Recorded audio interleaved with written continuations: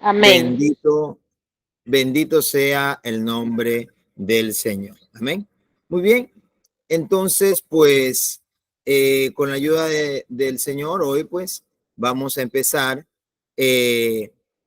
la segunda parte de este tema tan apasionante. Amén.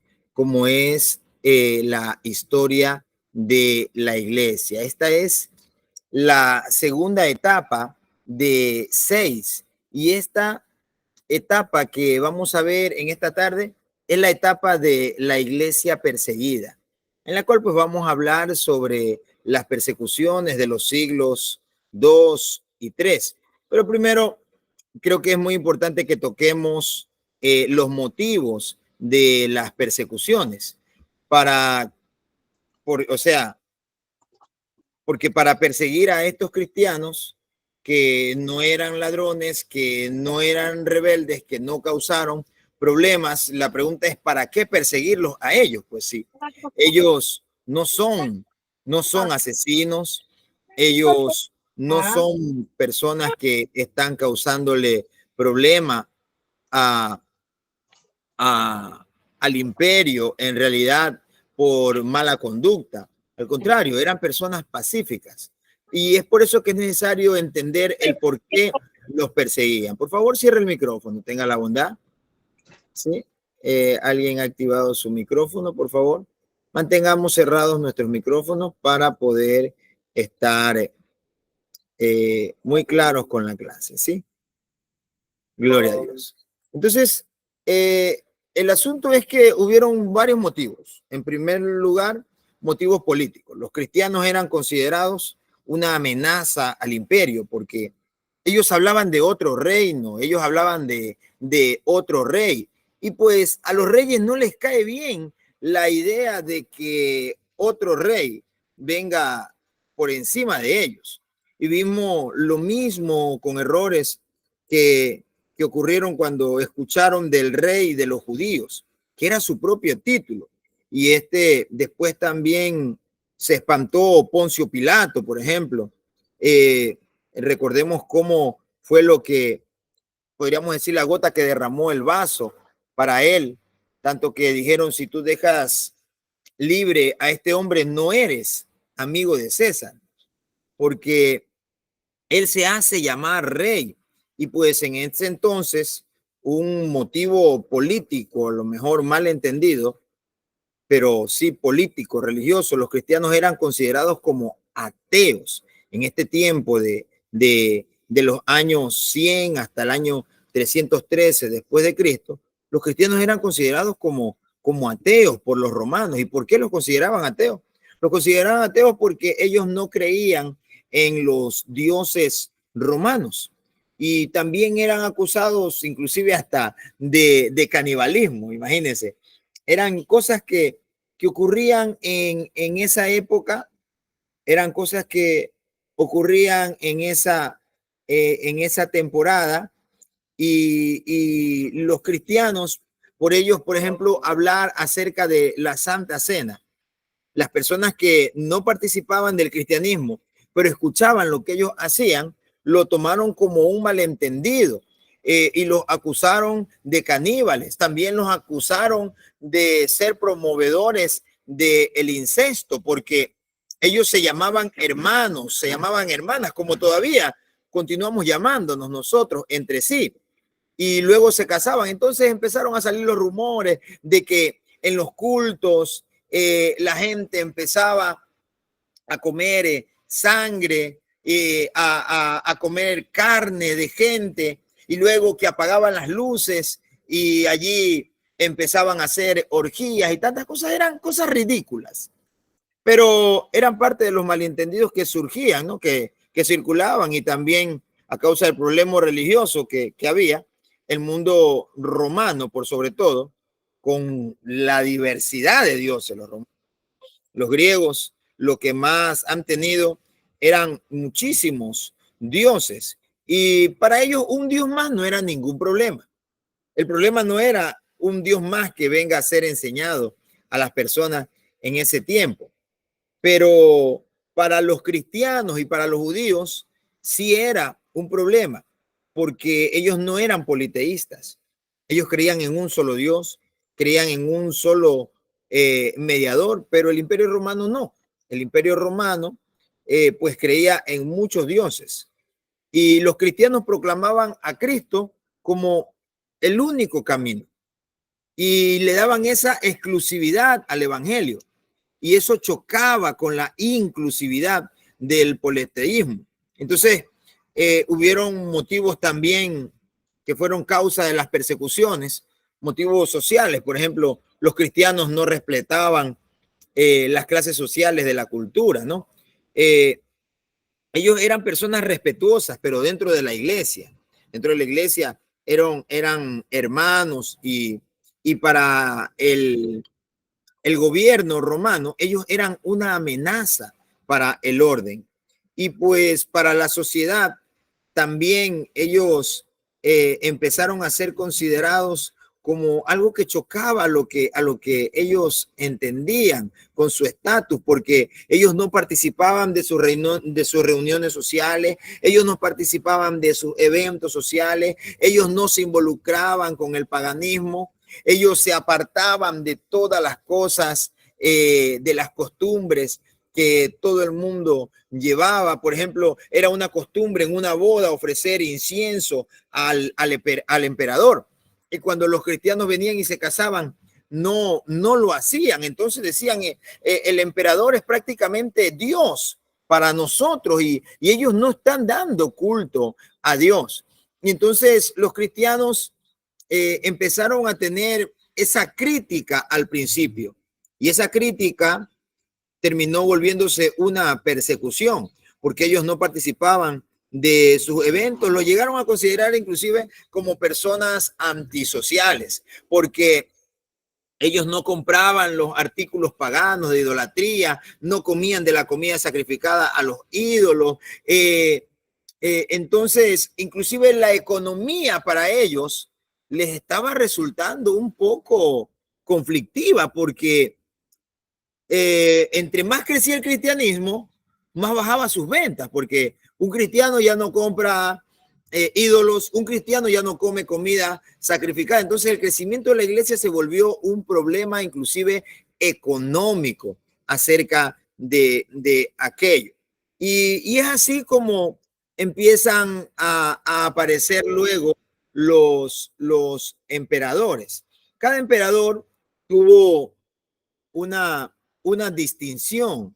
Cada emperador pues tuvo algo diferente que vino a proponer prácticamente a la iglesia, y la iglesia pues no quiso ceder a aquello. Uno de estos emperadores, conocido como el emperador Trajano, él estaba alarmado porque los cristianos decían en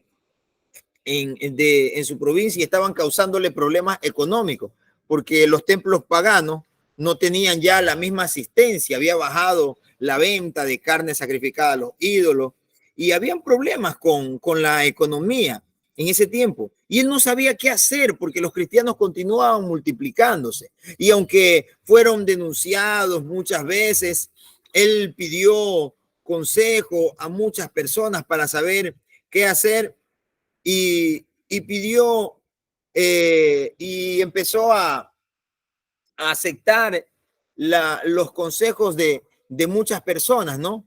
Al punto de que lo primero que hizo es darle oportunidades. Dice que él le dio 3 oportunidades de arrepentirse.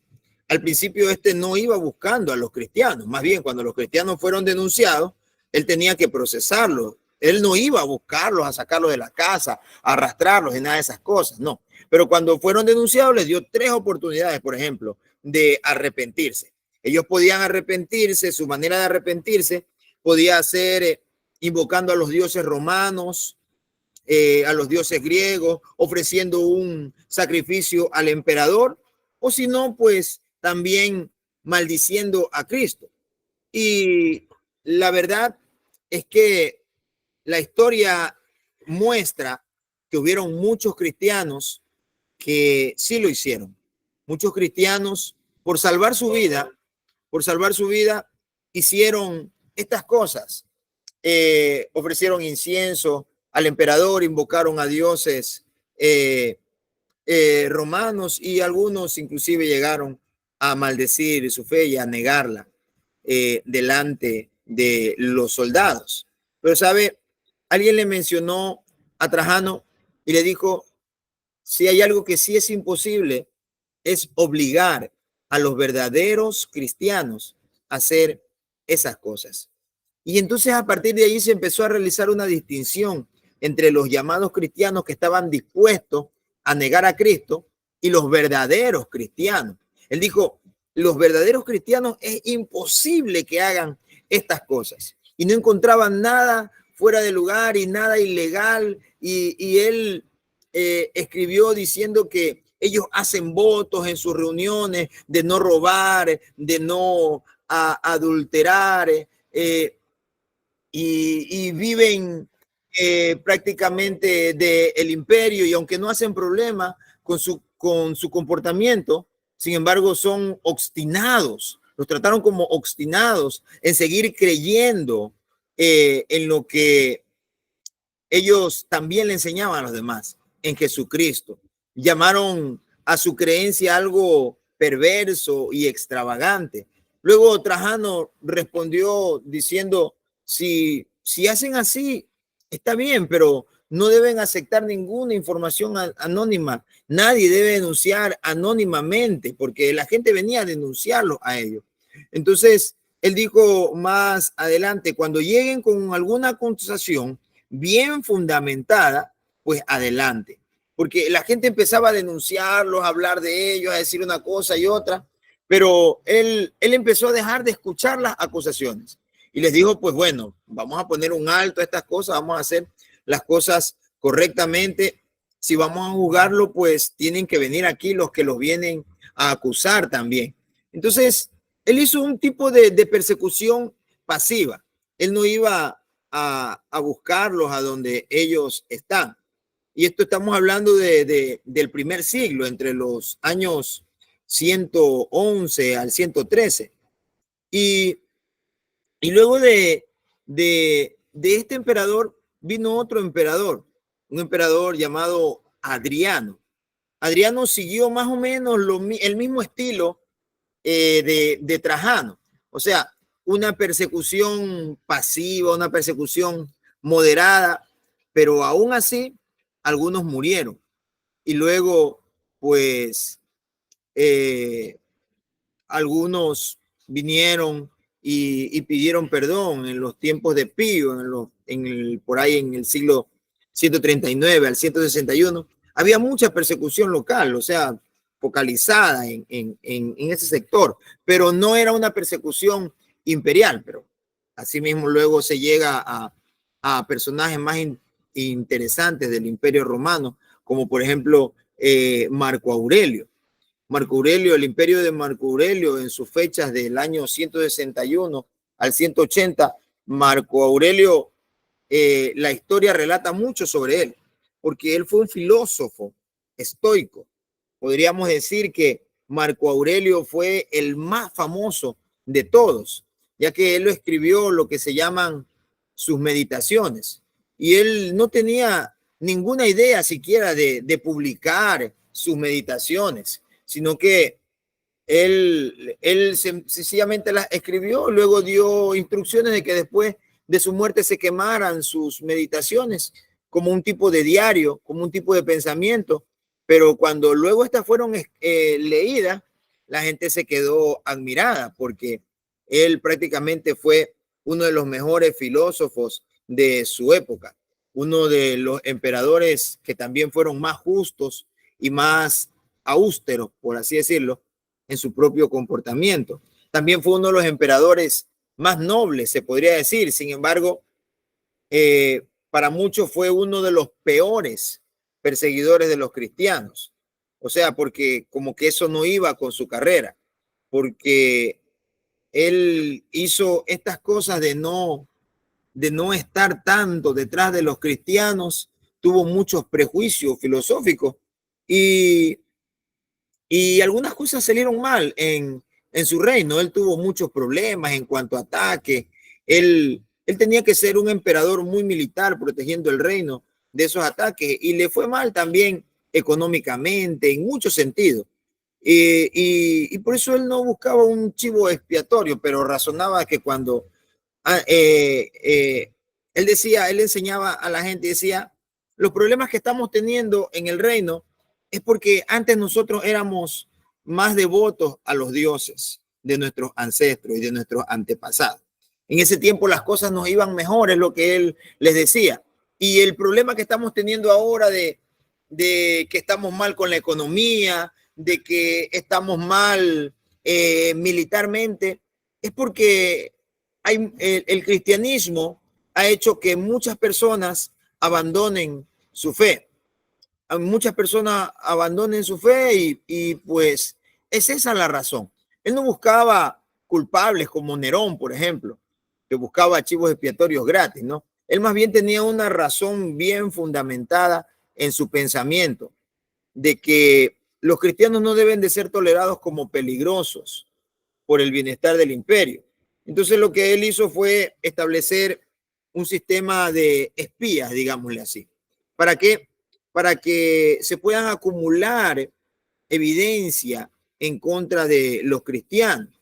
Entonces, esto es algo diferente a lo que hizo Trajano, ¿no? Algo pasivo, algo que le dice, pues si llegan tienes que procesarlos y si son obstinados, pues la única forma de que tenga que matarlo. Pero bajo la influencia de Marco Aurelio, esto fue algo muy activo porque él lo que hacía era espiarlos y si encontraba estas cosas en ellos, allí los acusaba y los mataba. Pero este tiempo fue un tiempo un poco tranquilo. Luego de esto vienen 20 años aproximadamente de paz para los cristianos. Y es allí cuando se llega a otra época en donde nos encontramos con otro emperador que causó, podríamos decir, que dejó mucha historia para la iglesia. Y esto es Septimio Severo. Hablando de Septimio Severo, no es que su apellido haya sido Severo, ¿no? Algunos dicen que es una descripción de él, de cómo era este hombre, Septimio, que era muy severo para perseguir a la iglesia, especialmente en África. Él los persiguió de una manera feroz. Durante todos sus años, en su periodo, aproximadamente del 202 al 211. Y él quería parar el proselitismo. Él no quería que los cristianos compartan su fe. Él quería detenerlos. Entonces inició una persecución para parar la evangelización, para que los cristianos dejen de predicar, para que los cristianos dejen de anunciar el reino de Dios. Y luego en los años aproximadamente entre el 249 hasta el 251 inició otra persecución que fue un poco más corta, pero sin embargo fue muy fuerte porque estaban acercándose prácticamente al milésimo aniversario de la fundación, de Roma. Entonces, esto era muy importante para los romanos. Imagínense, 1000 años de la ciudad de Roma con tanta tradición, con tanta historia, y no podía ser que el cristianismo le cause problemas, ya que las cosas no iban bien política, ni militarmente, ni económicamente.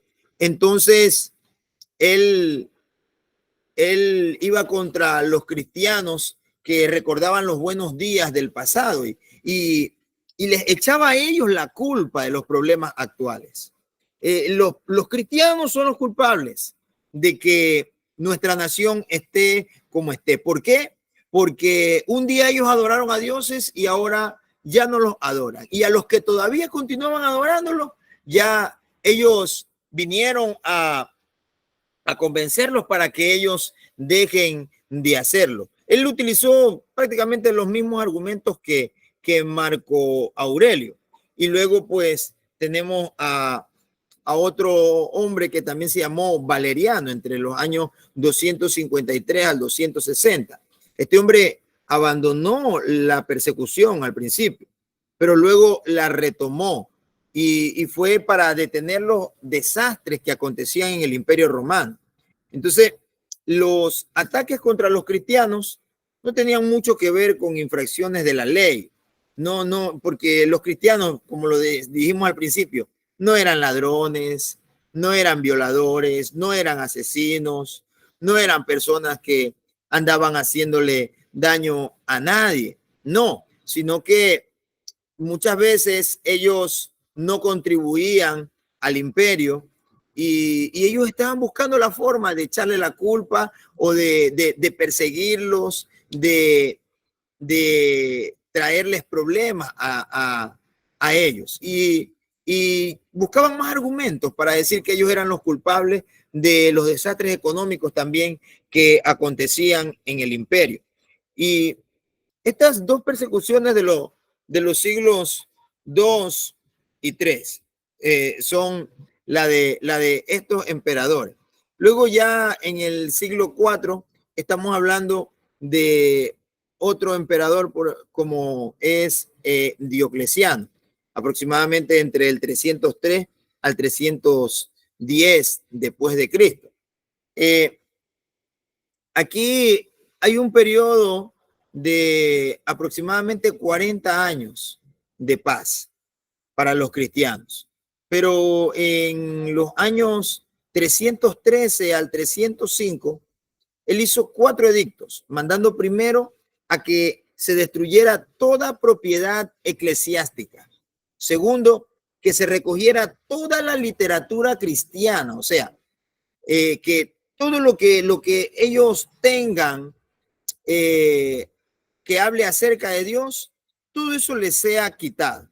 Y el tercer edicto era que se despidieran a todos los oficiales del gobierno que sean cristianos. Y el cuarto edicto era que los líderes eclesiásticos fueran apresados. Además de eso, que los cristianos perdieran su ciudadanía y que todo el mundo ofreciera sacrificios a los dioses. Y sabe, con estos 4 edictos y 6 cláusulas que tuvo aquello, obviamente esto fue algo muy severo para los cristianos, porque algo que dijo este emperador fue que nadie puede escapar de esos edictos. Y aquí hay algo que destacar, ¿no?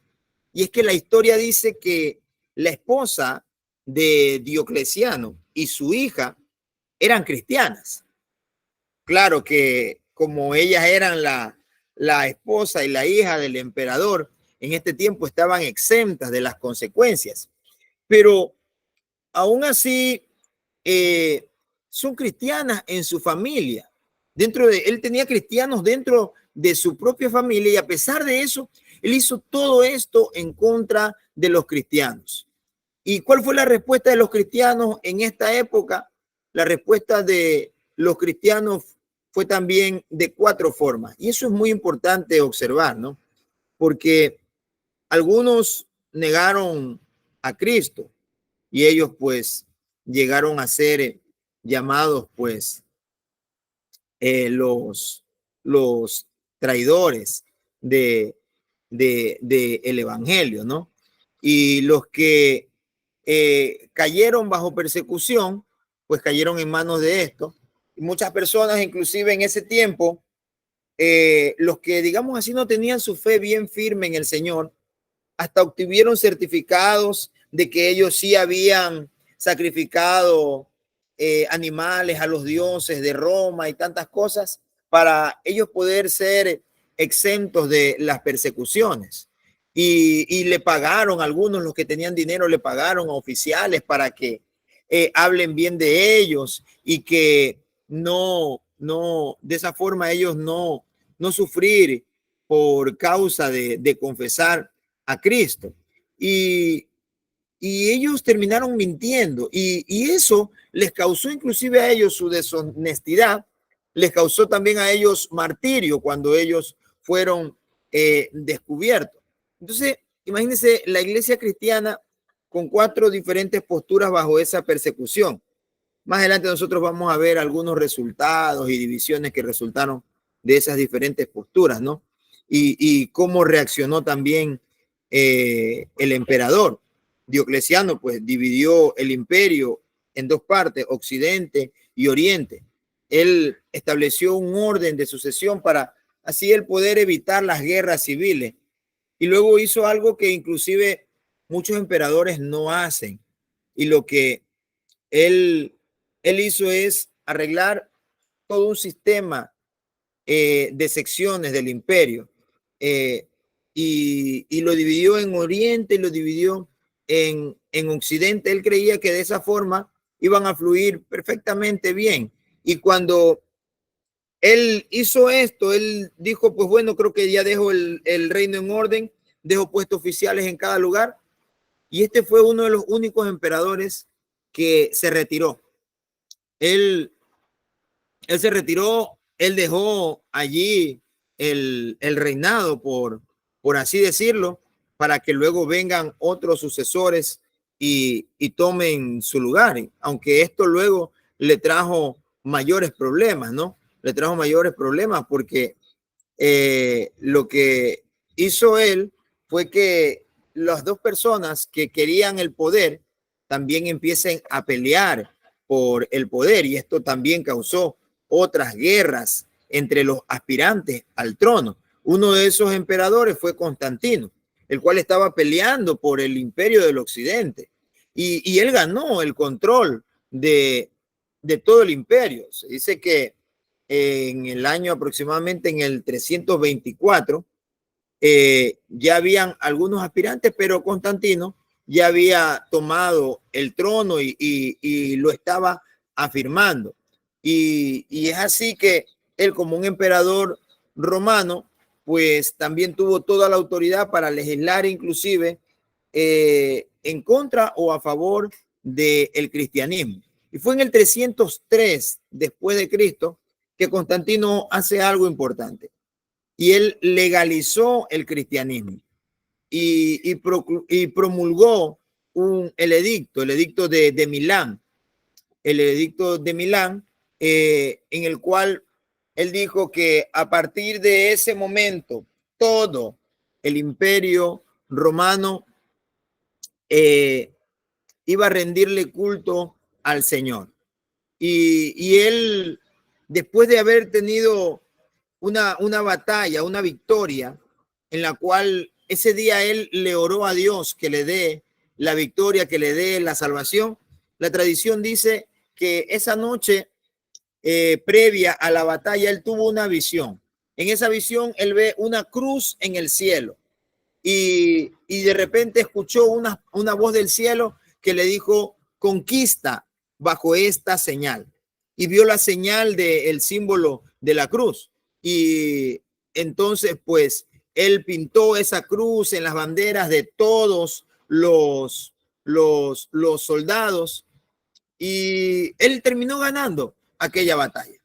Luego de eso, él oficializó el cristianismo para que el cristianismo fuera la religión oficial del imperio romano. Pero no toda la nación aceptó aquello, porque para los paganos, ellos no se conformaban con tener a un solo Dios. Para los cristianos fue una victoria, pero para gran parte de la nación fue un problema, tanto para cristianos como para judíos fue una gran victoria. Pero esto causó que inclusive por esa razón ellos también sean aborrecidos. A partir de allí, Constantino se consideraba cristiano y favorecía al cristianismo. Aunque hay algunas cosas dentro de la historia que no concuerdan, ¿no? Como por ejemplo que Constantino no se bautizó sino hasta un poquito antes de morir. No fue sino hasta que estuvo casi para morir que él se bautizó. Algunos dicen que es porque él tenía una idea equivocada acerca de lo que es el bautismo. En este tiempo algunos tenían la idea de que el bautismo lava todos los pecados anteriores. Entonces, de ser así, ¿no? Que el bautismo te lava todos tus pecados anteriores, ¿qué es lo que vas a querer? Es bautizarte cuando ya estás a punto de morir porque ya no has andado en pecado, ¿no? Y dicen algunos que esa era la razón por la cual él no quiso bautizarse sino hasta prácticamente los últimos momentos de su vida, ¿no? Y puede ser que esa idea haya sido la de él o algunas otras ideas personales, ¿no?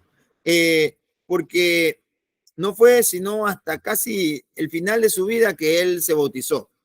Sin embargo, Constantino continuaba manteniendo algunas creencias paganas, primordialmente su afecto por el dios Sol, el Sol Invictus, ¿no? Y fue así que él declaró santo el séptimo día de la semana en el año 321, tanto así que él lo llamó el Día del Sol. Es por eso que en el inglés, el día domingo, ¿cómo se llama? Se llama Sunday, ¿sí? En inglés, perdón, el Sunday significa Día del Sol. Amén. En español es más bíblico, es domingo. Y nosotros lo conocemos, pues, para nosotros como el Día del Señor. Pero en el inglés es sigue siendo Sunday, el Día del Sol. Y además de eso, también se dice que Constantino utilizó un poco el cristianismo para unificar el imperio, porque el imperio, a causa del cristianismo, tuvo algunas divisiones y los imperios tenían que sostener a todos los grupos. Entonces, imagínense, tener a varias religiones en un imperio y cómo poder tanto recibir como dar, era un gasto más amplio. Entonces, al hacer una sola religión, al hacer un solo tipo de adoración, eran menos las festividades que tenían que haber dentro del imperio y por ende, pues menos también los gastos. Además de que él tampoco nunca se involucró tanto con el cristianismo, pero allí estuvo, ¿no? Él quería unificar el imperio y utilizó también el cristianismo para hacerlo. Y fue el mejor candidato porque a esas alturas los dioses greco-romanos ya no servían para la gente. Por lo general ya eh, para este tiempo ya no tenían tanto crédito, tanta autoridad los dioses grecorromanos. Entonces él estaba buscando un mejor candidato para unificar su imperio. Más adelante continuaremos hablando un poco de los resultados de aquellas persecuciones, ¿no? Hubieron algunos resultados buenos, pero también hubieron unos que no fueron tan buenos, ¿no? El primer resultado bueno de la persecución fue que la iglesia fue purificada. Porque como podemos nosotros imaginar, ¿no? Todo lo que ellos pasaron y cómo los verdaderos cristianos pues se hicieron inclusive conocer en ese tiempo al no negar a Cristo, todo lo que nosotros hemos leído de los cristianos, de todo lo que sufrieron, de todo lo que pasaron, de todo lo que enfrentaron, inclusive junto a sus familias enteras, ¿no? Todas las cosas que ellos tuvieron que pasar y todo eso nos queda para nosotros como un gran ejemplo en realidad en nuestras vidas, ¿no? De que aunque sí hubieron disensiones en la iglesia, pero la iglesia confesaba una sola creencia, tenía una sola fe, una iglesia que estaba unida en doctrina. Tuvieron problemas, la historia habla de muchos problemas de la iglesia, pero siempre estuvieron unidos en un mismo pensamiento, en una misma doctrina. Muchos cristianos tuvieron que huir inclusive a otras tierras a predicar el evangelio. Eso lo vimos nosotros desde las primeras persecuciones que hubieron, ¿no? En el libro de los Hechos. Tuvieron que dispersarse para predicar el evangelio y lo mismo pasó años después, porque es parte de lo que Cristo dijo, ¿no? Que íbamos a ser perseguidos por causa de su nombre. Entonces ellos lo que hacían es ir predicando el evangelio a donde iban. Y por eso que la iglesia creció en una cifra muy, muy, muy importante. Algunos dicen que aproximadamente para este tiempo, el cristianismo ya había crecido un 10% más de lo que había crecido dentro de todo el imperio romano. Y el 10% es algo buenísimo, es algo buenísimo. Y aunque para muchos eso no es algo grande, en realidad el predicar el evangelio, el llevar las enseñanzas de Jesucristo, traen un cambio. Luego de esas cosas, nosotros vemos como aparecen en cambio algunos apologistas.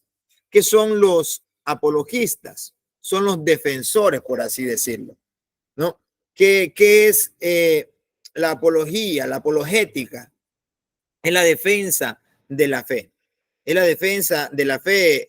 Aparecieron muchos hombres, inclusive conocedores como padres de la iglesia, que empezaron a defender con argumentos claros, bíblicos, el cristianismo, porque es en esta temporada en la que como el hablar de Dios prácticamente se puso de moda, empezaron a salir también falsas doctrinas, algunos que se separaron de los primeros cristianos, algunos que dejaron de estar cerca de ellos, pues empezaron a enseñar a su manera y terminaron creando nuevas doctrinas. Y allí es donde se levantan hombres apologistas con argumentos, con razonamientos para defender el cristianismo, llevándoles una respuesta a la iglesia. Y eso hizo que la iglesia también continúe creciendo en conocimiento y defendiéndose en contra de los ataques, ¿no?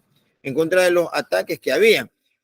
Los apologistas en este tiempo se levantaron para defender el cristianismo. Algunos tuvieron resultados negativos, otros tuvieron resultados positivos, porque tuvieron que también enfrentar persecuciones, tuvieron que morir por causa de las controversias que se causaron, ¿no? Y por ellos no permitir que las herejías se infiltren en la iglesia. Porque, ¿sabe? Hoy en día estamos, como quien dice, muy cómodos nosotros. Estamos muy cómodos. Porque viene cualquiera y nos enseña algo y pues nos gusta. Ayer justamente estamos enseñando apologética en la iglesia y ayer hablábamos sobre el evangelio de la autoestima. Hoy en día, pues, lastimosamente, este pensamiento de que lo que importa es cómo tú te sientas, lo que importa es cómo tú estés, el más importante eres tú, el segundo eres tú y el tercero eres tú. Es un pensamiento que hay. Eso es causa de que ya la gente no pelee por su hogar, por su familia, de que tantos hogares se destruyan, se divorcien, de que tantos cristianos no continúen el evangelio. Algunos porque algo les pasa, algo les ocurre, pues ya ahí dejo nomás el evangelio, ahí queda porque al fin y al cabo lo que importa es que yo crea en el Señor.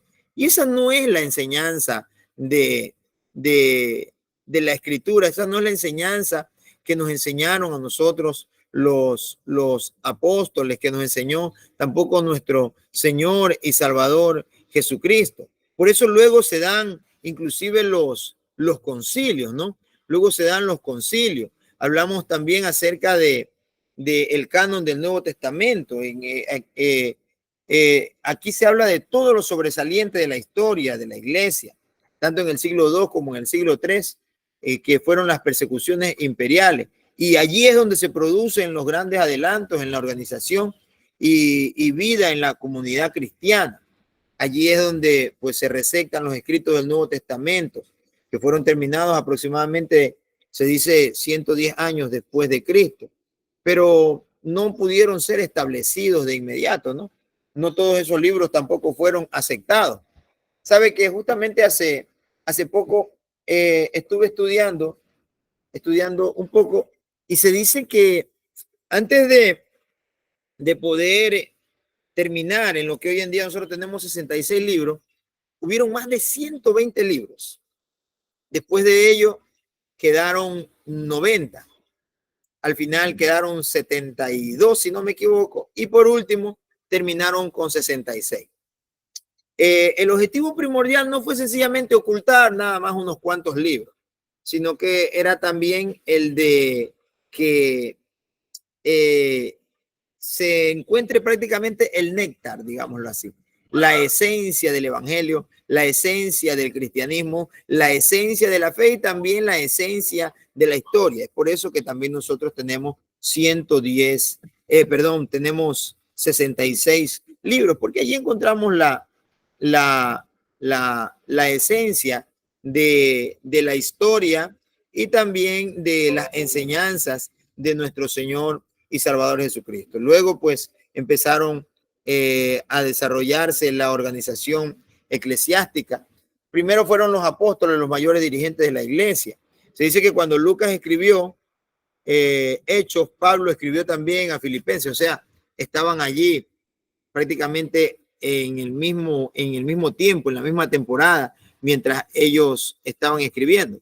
Pero 60 años después, cuando ellos ya no estaban, los obispos gobiernan la iglesia y estaban por todos lados. Y cada uno mandaba su propia diócesis con presbíteros, con diáconos, bajo su autoridad. Y esto fue lo que trajo algunos cambios a la iglesia. Se habla de un Pablo, de un padre apostólico, el cual se llamó Clemente de Roma. Este hombre llamado Clemente de Alejandría, o Clemente de Roma, no lo recuerdo bien. Según la tradición, este hombre fue un obispo de Roma. Lógicamente Alejandría está allí mismo, pero no recuerdo bien si era Clemente de Alejandría o Clemente. Sí, creo que era Clemente de Alejandría, sí. A finales del primer siglo, se dice que este hombre inclusive llegó a ser considerado ya años después, no en ese tiempo, años después, el catolicismo lo consideró como el cuarto papa después de Pedro. Después vamos a hablar un poco de cómo se originó el papado y cómo se desarrolló, ¿no? Pero lo que quiero decir es que dentro de las listas este hombre se considera como el cuarto papa y no por como lo vemos hoy en día los papas desde el catolicismo, ¿no? Sino como los dirigentes más prominentes de la historia. Se dice que él tiene un escrito muy importante, uno de los más antiguos. Él escribió una carta llamada la carta primera de Clemente. Y esa carta fue dirigida hacia la iglesia de Corinto, la iglesia que estaba en Roma. Entonces, es muy importante que como carta, porque es la más antigua que tenemos fuera del Nuevo Testamento que conocemos, y probablemente allí por el año 95, nos da como quien dice una vislumbre de cómo era la iglesia en Roma y de cómo era la iglesia en Corinto, de cómo era la relación entre las iglesias, cómo funcionaban los oficiales de la iglesia, cuál era la doctrina de las iglesias, cómo la iglesia después de los apóstoles continuó llevando las enseñanzas. Todas estas cosas son muy importantes y en verdad quiero decirles algunas cosas que podemos aprender de esta carta de Clemente de Alejandría, que él escribió de Roma a Corinto, porque Corinto estaba sufriendo de divisiones. Y esto es muy lamentable porque si nosotros nos vamos a nuestro Nuevo Testamento, ¿no? En el libro de Primera de Corintios, en nuestra Biblia normal, Corintios tuvo varias divisiones. En Segunda de Corintios continuaba teniendo el mismo problema de división y ahora tenemos prácticamente décadas después. ¿Cuál seguía siendo el problema? Seguían siendo las divisiones. Entonces, es triste, ¿no? Es triste ver estas cosas. También en esta carta de Clemente se dice que él escribió al oficial de Corinto como un hermano, o sea, como alguien igual a él. Él no era un hombre que se sentía o se hacía ver como alguien superior a las demás personas, al que estaba al frente de la iglesia de los Corintios. Él escribió como un hermano, y en esos escritos se puede ver esa fraternidad que hay entre las iglesias. No hay una postura entre yo estoy más arriba, tú estás más abajo, yo soy más, tú eres menos. No es que yo soy más superior que tu iglesia porque yo estoy en Roma, tú estás en Corinto. No, eso no es lo que pasaba allí. Eso no es lo que pasaba. Y con respecto a la organización de la iglesia, allí menciona él a los ancianos y a los diáconos. Y él menciona también a los obispos como sinónimo de los ancianos, los cuales, la cual es la misma situación que encontramos en la Biblia. Pablo utilizaba la palabra anciano y obispo como un intercambio que tiene prácticamente un mismo significado, hablando de madurez, ¿no? Y acá 30 años después de Pablo, estamos viendo a Clemente que sigue el mismo patrón, sigue la misma enseñanza, sigue enseñando las cosas de la misma forma. No es que existía un obispo encima de los presbíteros, no es que habían personas encima de los demás, los ancianos, los diáconos, los obispos, cada quien tenía un lugar muy importante para poder cuidar la doctrina de la iglesia del Señor. Y todos ellos cuidaban de que el evangelio no se pervierta. Más adelante, ya hoy en día es que la gente es por título, ¿no? El profeta hoy en día es más que el pastor, el evangelista es más que el maestro, el apóstol es el que pues está por encima de todo el mundo y cosas así. Y la humildad es lo que se está perdiendo, porque los cargos en realidad no nos hacen a ninguno de nosotros. No nos hacen a ninguno de nosotros ninguno de los cargos. Lo que en realidad trae un cambio a nuestra vida es el que nosotros en realidad busquemos, sigamos y sirvamos a Dios con todo nuestro corazón. Cuando uno ve la historia de la iglesia, uno encuentra cosas tan importantes. Y lo que más me encanta a mí de la historia de la iglesia es ver cómo la gente prácticamente moría con pasión.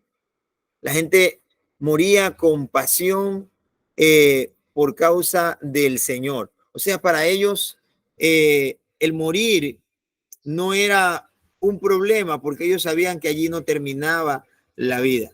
Allí no terminaba la vida, allí no se terminaban todas las cosas. Hubo un hombre llamado Policarpo, ¿no? Y cuando nosotros estudiamos la historia de Policarpo, creo que les envíen alguna tarea anterior a investigar sobre Policarpo. Policarpo fue un discípulo de Juan. También se dice que él escribió a la iglesia en Filipos, citando el Antiguo Testamento y también citando el Nuevo. Pero más adelante se dice de Policarpo que él vivió 86 años y lo mataron en el año 155.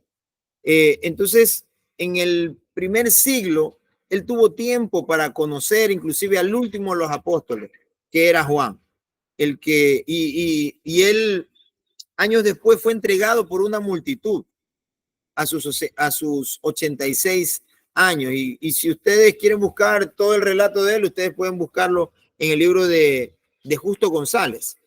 El libro de Justo González habla sobre el martirio de Policarpo. Si ustedes pueden buscarlo en internet, pueden aprender un poco más sobre aquello.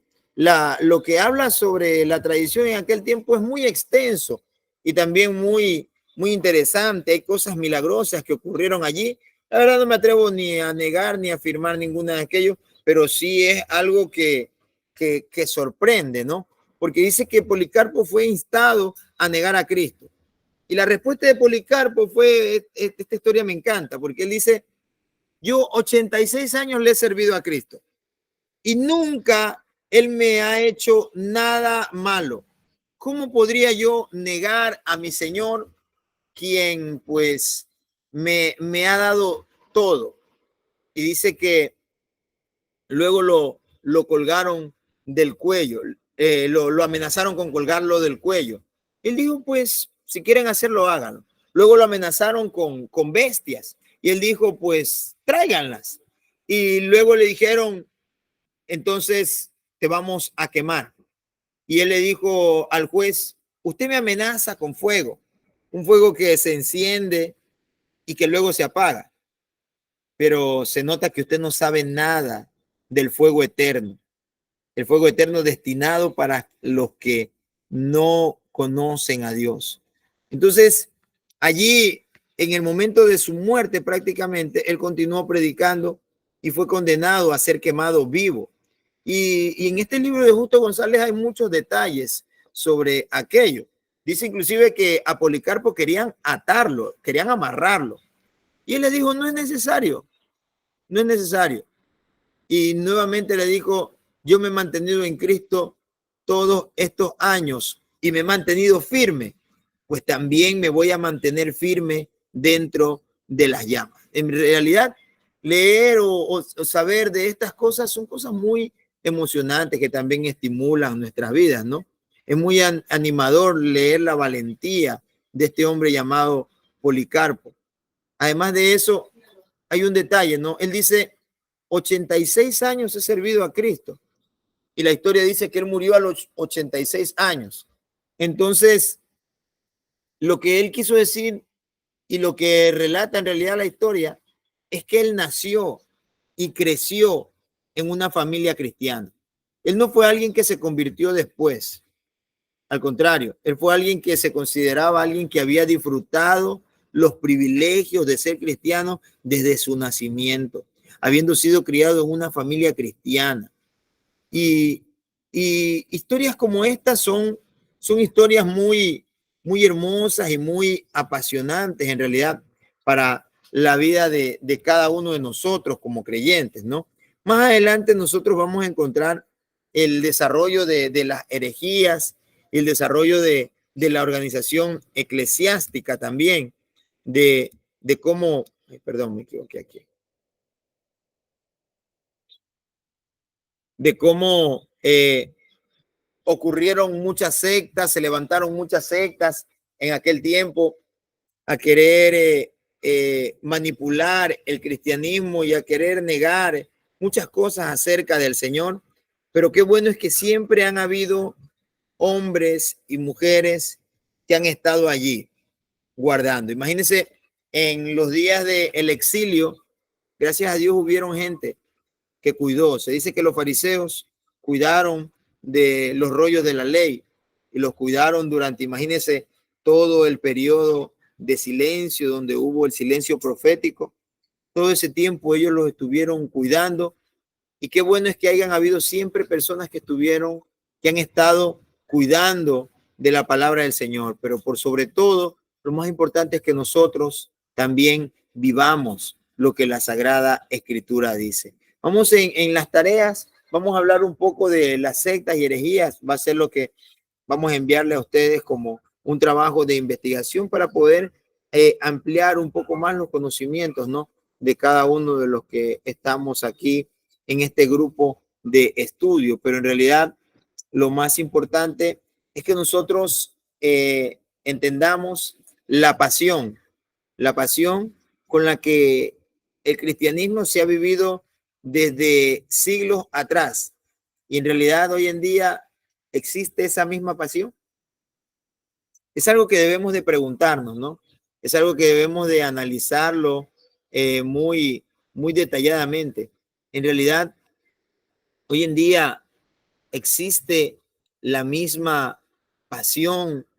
En realidad, si nos tocara a nosotros sufrir algún tipo de persecución, no solamente decir, sí, yo estoy dispuesto a dar mi vida por Cristo, es en realidad, cuando llegue un momento, estaremos nosotros preparados. Mire, hoy en día, le contaba ayer a la iglesia, ¿no? Cómo se ha levantado un edicto, podríamos decirlo así, acerca de las iglesias, porque empiezan por los pastores, pero el objetivo es la iglesia, en el cual se quiere hacer un registro oficial de todos los pastores. Y pues lastimosamente hay muchas iglesias que no están bien jurídicamente. No sabemos qué problemas vayan a tener, no sabemos qué soluciones les van a brindar, no sabemos cuáles serán las consecuencias, no sabemos, pero están queriendo ya meterle mano a la iglesia, están queriendo ya tener cierto control sobre la iglesia, entonces hay algo que se viene. Y por sobre todo tenemos que tener muy claro que Cristo viene pronto. Eso no lo debemos de olvidar, eso no lo podemos cambiar por nada. Cristo viene pronto y usted y yo tenemos que estar listos, tenemos que estar preparados, porque no sabemos el día no sabemos la hora, pero el que dijo que habría de venir, Él vendrá por cada uno de nosotros. Así que debemos de prepararnos. Preparémonos para lo que se viene, estemos atentos, como nuestro Señor Jesucristo lo dijo, erguidos, erguidos, ceñidos vuestros lomos, vuestras lámparas estén encendidas, porque no saben la hora a la que vuestro Señor ha de venir. ¿Alguno tiene quizá alguna pregunta por acá en esta tarde? ¿O algo que quiera aportar? Alabado sea Dios. Eh, muy bien. Entonces, eh, luego les voy a enviar la tarea y también